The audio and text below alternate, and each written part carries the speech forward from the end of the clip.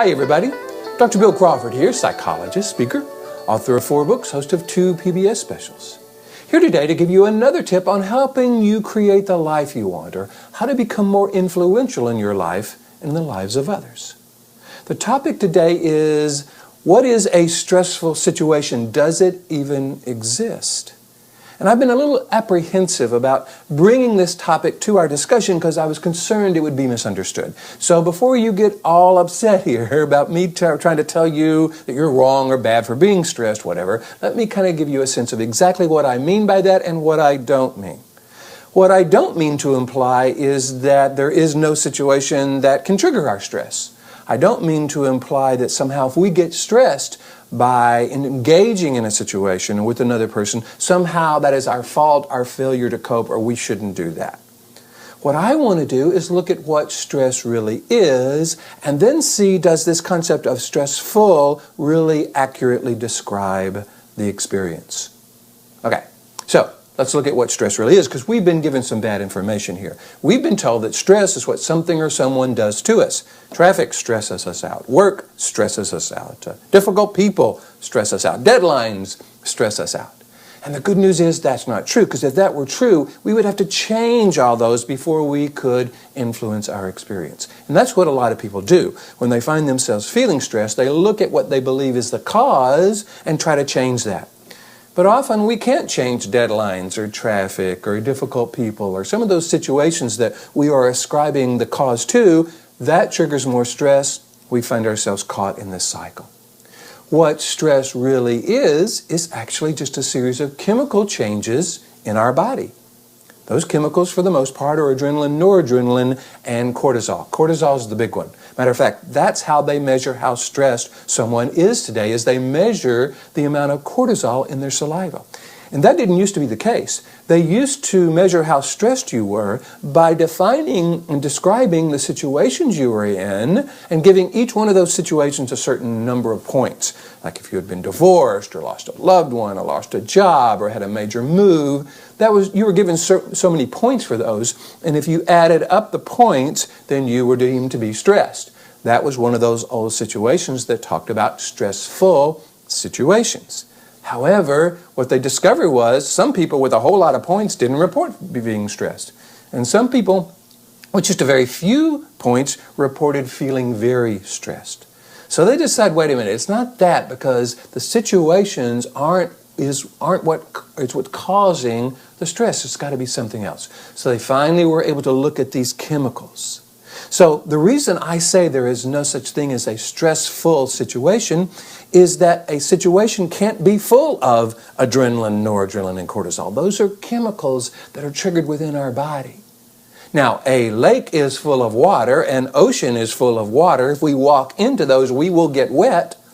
But a situation can't be full of stress. We can't walk into that and all of a sudden be bathed externally in chemicals. Now, can that situation trigger those chemicals? And does it often? Yeah.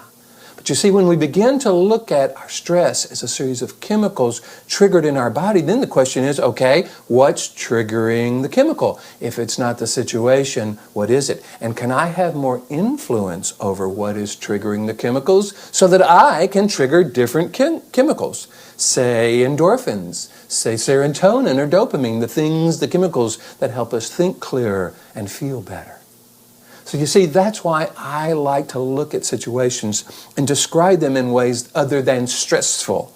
Because when we describe them as stressful, we give them the power to stress us out. It's kind of like when I talked about this, I think last week in one of my videos, when we describe a situation or a person as annoying or frustrating or depressing or overwhelming.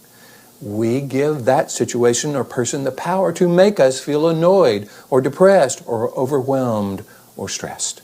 So, I'm a big fan of us becoming more influential in our life, and that has a lot to do with how we describe the situations we're in and the experiences we have as a result of them. If we say, I was in traffic the other day, and gosh, I got that triggered a lot of adrenaline, noradrenaline, and cortisol. That was a really unpleasant experience. The next time I'm in traffic, here's what I would like to practice feeling.